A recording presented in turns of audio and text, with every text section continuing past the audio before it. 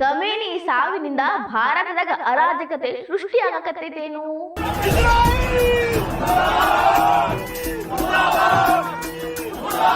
ಪ್ರತಿಭಟನೆಗಳನ್ನ ಪಾಕಿಸ್ತಾನದ ಉಗ್ರ ಸಂಘಟನೆಗಳು ಬಳಸ್ಕೊಳ್ಳೋ ಪ್ರಯತ್ನ ಮಾಡಕತ್ತವು. ಖಮೇನಿ ಹತ್ಯೆಯಿಂದ ಭಾರತದ ಮೇಲೆ ಬಹಳ ದೊಡ್ಡ ಪರಿಣಾಮ ಬೀರತೈತಿ. ಗುಪ್ತಚರ ಇಲಾಖೆ ದೊಡ್ಡದೊಂದು ಸವಾಲನ್ನ ವ್ಯಕ್ತಪಡಿಸಿದೆ. ಖಮೇನಿ ಸಾವಿನಿಂದ ಭಾರತದಾಗ ಆಗಿರೋ ಈ ಪ್ರತಿಭಟನೆಗಳಿಗೆ ಮೂಲ ಏನು? ಇರಾನಿನ ಸರ್ವೋಚ್ಚ ನಾಯಕ ಖಮೇನಿಯ ಹತ್ಯೆ ನಂತರ ಭಾರತದಾಗ ಬಹಳಷ್ಟು ಪ್ರತಿಭಟನೆಗಳು ನಡೆದವು. ಕಾಶ್ಮೀರದಿಂದ ಕನ್ಯಾಕುಮಾರಿ ತನಕ ಪ್ರತಿಭಟನೆಗಳಿಗೇನು ಬರ ಇರಲಿಲ್ಲ. ಎಲ್ಲಿ ನೋಡಿದ್ರು ಪ್ರತಿಭಟನೆಗಳು. ಕರಿ ಬಟ್ಟೆ ಹಾಕೊಂಡು ಕರಿ ಫ್ಲಾಗ್ ಹಿಡ್ಕೊಂಡು ಪ್ರತಿಭಟಿಸಾಕತ್ತಿದ್ರು.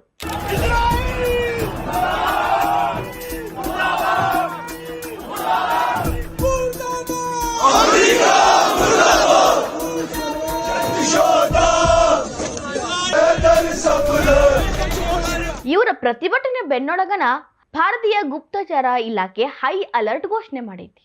ಯಾಕಪ್ಪ ಅಂತಂದ್ರ ದೇಶ ವಿರೋಧಿ ಇಸ್ಲಾಮಿಸ್ಟ್ ಶಕ್ತಿಗಳು ಈ ಪ್ರತಿಭಟನೆಗಳನ್ನ ಬಳಸ್ಕೊಂಡು ಭಾರತದಾಗ ಅರಾಜಕತೆ ಸೃಷ್ಟಿ ಮಾಡೋ ಚಾನ್ಸಸ್ ಅದಾವು. ಗಡಿಯಾಚೆ ಇರೋ ಭಾರತ ವಿರೋಧಿ ಶಕ್ತಿಗಳು ಕೂಡ ಇದಕ್ಕೆ ಕೈ ಜೋಡಿಸಬಹುದು. ಹೀಗಾಗಿ ಎಚ್ಚರಿಕೆಯಿಂದ ಇರಬೇಕು ಅನ್ನೋ ಸೂಚನೆ ಕೊಟ್ಟೈತಿ.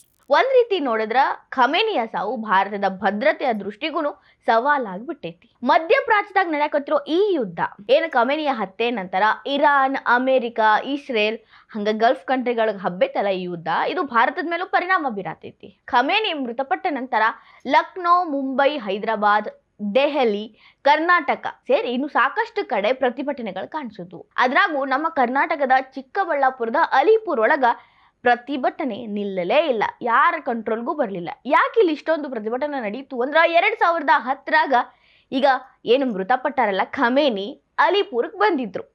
ಅಲ್ಲಿ ಶಿಯಾ ಸಮುದಾಯದವರ ಸಂಖ್ಯೆ ಜಾಸ್ತಿ ಐತಿ.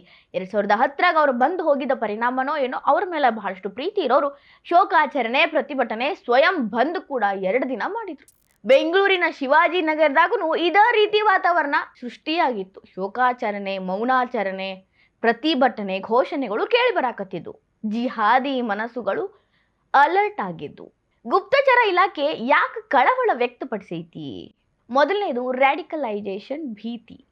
ಯುವಕರನ್ನ ಸೋಷಿಯಲ್ ಮೀಡಿಯಾ ಮುಖಾಂತರ ತಪ್ಪು ಮಾಹಿತಿಯನ್ನ ಹಬ್ಬಿಸೋದ್ರ ಮುಖಾಂತರ ಸೆಳೆಯೋದು, ಭಯೋತ್ಪಾದಕತೆ ಕಡೆ ಎಳೆಯೋದು.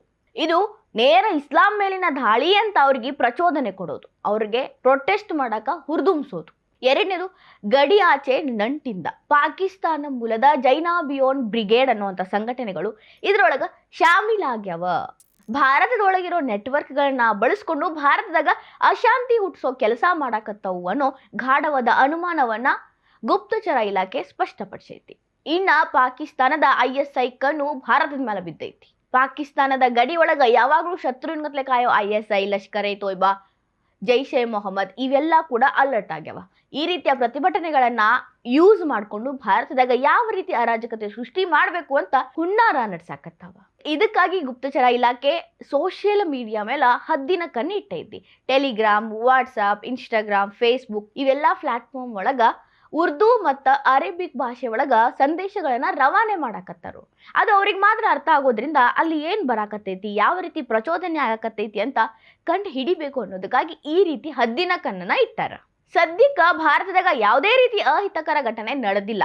ಆದ್ರೂ ಗುಪ್ತಚರ ಇಲಾಖೆ ಮುಂದಿನ ದಿನದಾಗ ಈ ರೀತಿ ಆದ್ರ ಕಷ್ಟ ಆಗ್ತೈತಿ ಅಂತ ಬೇರೆ ಬೇರೆ ರಾಜ್ಯಗಳ ಪೊಲೀಸರು, ಆರ್ಮಿ ಆಫೀಸರ್ಸು ಹೀಗೆ ಅಧಿಕಾರಿಗಳ ಜೋಡಿ ಒಂದು ಕನೆಕ್ಟ್ ಇಟ್ಕೊಂಡೈತಿ. ಯಾವ ರೀತಿ ಇದನ್ನ ಹ್ಯಾಂಡಲ್ ಮಾಡಬೇಕು, ಜಾಸ್ತಿ ಇದ್ದಲ್ಲಿ ಸ್ವಲ್ಪ ಫೋರ್ಸ್ ಜಾಸ್ತಿ ಕಳಿಸ್ಬೇಕು, ಕಡಿಮೆ ಇದ್ದಲ್ಲಿ ಅಲ್ಲಿನ ಪೊಲೀಸರು ಅದನ್ನ ಸರಿ ಮಾಡಬೇಕು ಅನ್ನೋ ರೀತಿ ಮುನ್ನೆಚ್ಚರಿಕೆ ಕ್ರಮಗಳನ್ನ ತಗೊಳಕತ್ತಾರ. ಅದ್ರ ಜೋಡಿ ಸಾರ್ವಜನಿಕರು ಕೂಡ ಸುಳ್ಳು ಸುದ್ದಿಗಳನ್ನ ನಂಬಬಾರ್ದು. ಬೇರೆ ದೇಶಗಳ ಮಧ್ಯೆ ನಡೆಯೋ ಯುದ್ಧ ಅದು ಬೇರೆ ದೇಶಗಳ ತರಾನೇ ನಾವು ನೋಡಬೇಕು, ಅದು ನಮಗೆ ಸಂಬಂಧಪಟ್ಟಿದ್ದು ಅಂತ ಯಾವುದೇ ರೀತಿ ಅಹಿತಕರ ಘಟನೆಗಳನ್ನ ಮಾಡಬಾರ್ದು ಅಂತ ಸೂಚನೆಯನ್ನು ಕೊಟ್ಟಾರ. ನಮ್ಮ ದೇಶದಾಗ ಇಂಥವೆಲ್ಲ ನಡೆಯಕತ್ತಾವು ಅಂತಂದ್ರ ಅಲ್ಲಿ ಪ್ರತಿಭಟನೆ, ಇಲ್ಲಿ ಪ್ರತಿಭಟನೆ, ಅದು ಬೇರೆ ದೇಶದ ಬೇರೆ ಯಾರೋ ತೀರ್ಕೊಂಡ್ರ ನಮ್ಮ ಸೋ ಕಾಲ್ಡ್ ಜಾತ್ಯತೀತ ನೀತಿ ಎಲ್ಲಿ ಸಾಗಾಕತ್ತೈತಿ ಅನ್ನೋದನ್ನ ನಮಗ ತೋರಿಸೋ ಮುಖ ಆಗೈತಿ.